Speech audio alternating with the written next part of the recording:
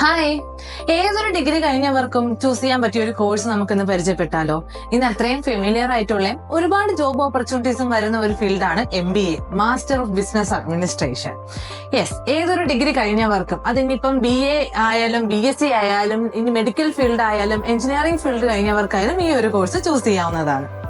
Business mind ഉള്ളവർക്ക് അല്ലെങ്കിൽ business ഒരു പാഷനായി കൊണ്ട് നടക്കുന്നവർക്ക് ഉറപ്പായിട്ടും ചൂസ് ചെയ്യാൻ പറ്റുന്ന ഒരു കോഴ്സ് തന്നെയാണ് MBA എന്ന് പറയുന്നത്. ബിസിനസ് പരമായിട്ടുള്ള ഒരുപാട് കാര്യങ്ങൾ നമുക്ക് ഈ കോഴ്സിലൂടെ പഠിക്കാവുന്നതാണ്.